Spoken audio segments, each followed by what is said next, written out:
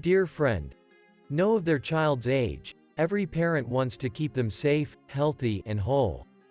A tragic yet fascinating story occurred in California, where the suffering of the lost Mont's father was the greatest dreadful days.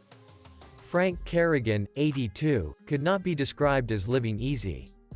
His adult son had a mental health condition and he attempted to wander when he was angry. The man got a call from the police one day notifying him that Frank Jr.'s body had been discovered.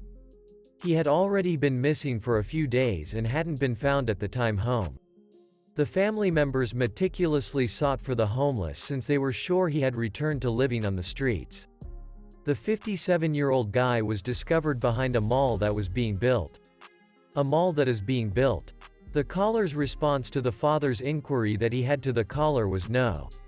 He got a derogatory remark. Fingerprint analysis was used to identify the deceased by verifying his or her identification. The distraught father was forced to face the awful truth and organize the burial. In a lavish ceremony that cost him $20,000, Frank Jr. was laid to rest next to his mother, Catherine Kerrigan. However, what followed stunned everyone close to Frank Jr. The father of the dead was permitted to visit an acquaintance, Bill Schinker, 11 days after the funeral. The elderly man was astonished to learn that Frank Jr. was still alive and acting vagrantly as usual. Since his friend had come to the funeral and was informed of the most recent circumstances, there was no reason not to believe him. The range of feelings in my father at that time was indescribable, ranging from hysterical joy to irate resentment toward the police and the prosecutor's office. After Kerrigan was able to speak to her child directly on the phone, she experienced euphoria. After some time, Frank Sr. started to remember the past. A few errors led to confusion and misunderstandings. His son's personal items were in a bag that was the wrong color, blue instead of black, and was devoid of writing instruments and any timepieces. The horrific error was brought about by a fingerprinting blunder. It's unclear how it could have happened. Possibly there was a little bug in a computer software. The process of fingerprinting entails taking a fingerprint and comparing it to the information stored in the computer. The body was identified as Kerrigan Frank Jr. after an equipment mistake led to an error. A cursory examination into the unprovoked death of a man led to the identification of individuals in the incident who were at fault.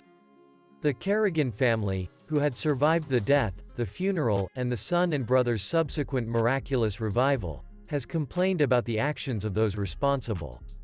Frank's younger sister told reporters in a press conference, "Nobody should have to experience the reality that a loved one has passed away and then experience shock upon their unexpected return." Due to an inadequately performed inquiry, the family was compelled to file a complaint concerning the infringement of Frank Jr.'s civil rights. The problem was that the identity was automatically archived with the deceased's passport number. It can only be used once and is customized. Following the investigation and the document restoration, they attempt to avoid speaking with press reporters and closely observe the eldest child's every step. The shock of hearing the tragic news of a loved one's passing obstructs rational cognition.